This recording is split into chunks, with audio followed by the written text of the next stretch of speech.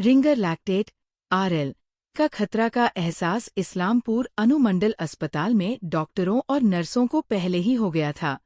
उस खतरा को समझकर इस्लामपुर अनुमंडल अस्पताल में लगभग 6 महीने पहले मरीजों ने आरएल नाम का वह सलाइन देना बंद कर दिया गया था। मालूम हो कि सलाइन रिंगर लैक्टेट आरएल पश्चिम बंगाल फार्मास्यूटिकल्स कंपनी द्वारा निर्मित है और उस जिस सलाइन के इस्तेमाल पर राज्य सरकार ने रोक लगाई है, लेकिन इस सलाइन को इस्लामपुर सब डिविजनल अस्पताल के डॉक्टरों ने लगभग 6 महीने पहले मरीजों को देना बंद कर दिए थे। इस्लामपुर अनुमंडल अस्पताल के डॉक्टर अमिताभ कुंडू ने कहा कि मरीजों को रिंगर लैक्टेट आरएल सलाइन देने के बाद मरीजों को ऐंठन और बुखार आदि की शिकायत सामने आने लगी थी। इसके अलावा भी कई तरह की समस्याएं सामने आते देखकर डॉक्टरों और अस्पताल कर्मियों में चिंता होने लगी थी। इसके बाद अस्पताल के डॉक्टरों की सलाह पर जिला स्वास्थ्य अधिकारी को सूचित कर आरएल सलाइन को इस्लामपुर अनुमंडल अस्पताल के मरीजों को देना बंद कर दिया गया और उसके जगह दूसरे सलाइन दिया जा रहा है, जिससे मरीजों में कोई साइड इफेक्ट देखने को नहीं मिल रहा। স্যার বললাম যে এই যে মানে যে আরেকটা কথা হচ্ছে যে স্যালাইন নিয়ে বিতর্কিত যার ফ্যাক্টরি হচ্ছে ছোকরায়, তো স্যার এই স্যালাইনটা কি আমাদের ইসলামপুর হাসপাতালে চলতো কি? এই স্যালাইন জানি না, কিন্তু ওখান থেকে আসছে কিনা জানি না, কিন্তু আরএল নিয়ে একটু কেঁপে জ্বর আসতো, একটু না বেশ ভালোই জ্বর আসতো। সেটা আমরা যারা ঊর্ধ্বতন কর্তৃপক্ষ জানিয়েছি, তারা বলেছে যে তারা ব্যবস্থা নেবে এবং আমাদের কিছুদিন আগে আমাদের সিস্টার যে ইনচার্জ তিনি বলেছেন আরএল এর জায়গা আরআই বলে একটা নেওয়া হয়েছে। সেই আরআইতে দিয়ে কিন্তু এখন আর হচ্ছে না।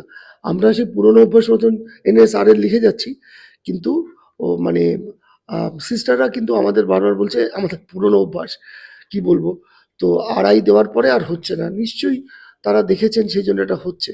ডাক্তারবাবু, আপনি তো বিষয়টা জানেন যে কোনটা পশ্চিমবঙ্গ ফার্মাসিউটিক্যালের বা আমি সেটা আমি শুনেছি, এটা শুনেছি বলতে আমি সোশ্যাল মিডিয়ায় শুনেছি এটা, হ্যাঁ। কিন্তু এইগুলো তো অ্যাডমিনিস্ট্রেটিভ ব্যাপার, আমি অন গড এগুলো আমি জানি না, মানে ওখান থেকে নেওয়া হচ্ছে কিনা জানি না, কিন্তু আরএল এ হতো, এ বিষয়ে কোনো সন্দেহ নেই। আরএল এর প্যাসেঞ্জার যখন দিতেন আপনারা যে স্যালাইনটা ব্যবহার করতেন, তখন প্যাসেঞ্জারের মধ্যে কি কি লক্ষণ দেখা যায়? কেঁপে জ্বর আসতো এবং আমি চেষ্টা করতাম আরএল না দেওয়ার। এটা কতদিন থেকে এটা ধরুন মাস 6 হবে, মাস 6 বা একদমই ব্যবহার হতো না, তাই তো? আর তারপরে আমি স্পেসিফিক্যালি করতাম না, কিন্তু আরএল তো দিতেই হবে না, একটা গ্যাস্ট্রোএন্টারাইটিস পেশেন্ট আসলে আরএল দিতেই হবে।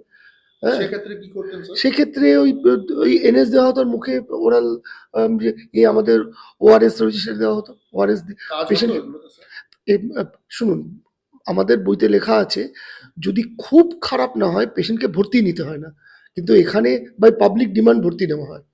ম্যাক্সিমাম পেশেন্টের তো দরকার নেই, কিন্তু তারা দুঃখ পাবেন বা তাদের ইগনোরেন্সের জন্য তারা পর্যাপ্ত পরিমাণে জল নেবেন না, তাদের কিডনি ফেলিয়ার হতে পারে, সেই নিয়ে ভর্তি। নাহলে আরএল মানে আপনার আরএল এনএস এর ORS is the best thing, সেটা বইতে লেখা আছে এবং সেটাই করার চেষ্টা করা হয়। কিন্তু প্র্যাকটিক্যালি স্পিকিং আপনি ভর্তি না নিলে তো হবে না, তাহলে তো they will get upset, they will get wild. এবং তারপরে যদি রেনাল ফেলিয়ার হয়, মানে হাইপোনেট এর জন্য, ভলিমিয়ার জন্য, মানে ফ্লুইড কমের জন্য, তাহলে তো আপনাকে কাঠগড়ে দাঁড় করাবে। তো বেশ জ্বর কেঁপে আসতো, কিন্তু সিস্টাররাই এটা করেছেন। আমরা সুপারকে জানাবার পরে উনি নিশ্চয়ই অ্যাডমিনিস্ট্রেটিভ স্টেপ নিয়েছেন, নিয়ে এটাকে আরআই বলে করছেন। এবং আমরা আবার বলছি সেই পুরনো অভ্যাস আরএল আরএল লিখি। সিস্টারে আজকে ইনফ্যাক্ট সিস্টার বললো আরআই দিলে হবে, হলো হ্যাঁ ওটাই দেবে, আরএল না। স্যার একটা বিষয় বলছেন, এই আরএলটা যদি এখন ব্যবহার হতো তাহলে কি কত বড় ক্ষতির মুখে পড়তে হতো, কত কি হতো? ক্ষতির মুখে বলতে এর মধ্যে পাইরোজেন থাকে, পাইরোজেন কেঁপে জ্বর আসবে। হ্যাঁ, এখন কথাটা হচ্ছে যদি আমরা তাড়াতাড়ি দেখি, হ্যাঁ, পাইরোজেন মানে কোনো ইনফেকশন বা পাইরোজেন মানে কিছু একটা দিলে কেঁপে জ্বর আসে।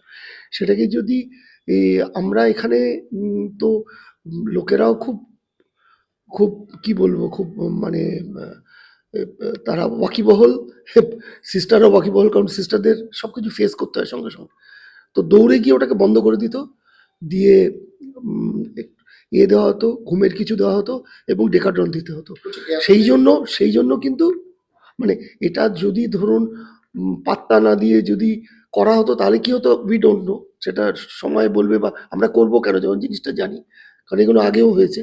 সিস্টাররা সঙ্গে সঙ্গে এটা বন্ধ করে, হ্যাঁ, ওনারা কি করতেন, ওই একটা আইভি ফ্লুইডের মধ্যে দিয়ে, আইভি ফ্লুইড না মানে আইএম ইঞ্জেকশন দিয়ে ওদের ঠিক করতেন এবং ডেকাড্রন দিতেন।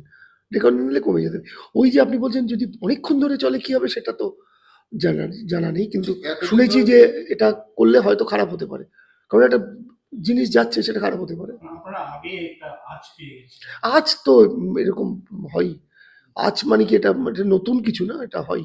এতদিন ধরে আপনি ডাক্তারবাবু তো বলছি যে চিকিৎসক তো বলছি যে এর আগে কোনো স্যালাইনে এরকম লক্ষণ দেখেছেন ডাক্তারবাবু? আমার ঠিক মনে পড়ছে না, এরকম হয়নি। এটা আদৌ নতুন হ্যাঁ, অভিজ্ঞতা নতুন ডাক্তারবাবু। অভিজ্ঞতা, হ্যাঁ হ্যাঁ। এবং হলে এটা তো প্রায়ই হয়, কিন্তু এই যে একটু এই যে ফ্রিকোয়েন্সিটা প্রিভ্যালেন্সটা বেড়ে গেছে, হ্যাঁ, সেটা কিন্তু নতুন, এবং আমরা জানি ওটা বন্ধ করলেই হয়ে যাবে।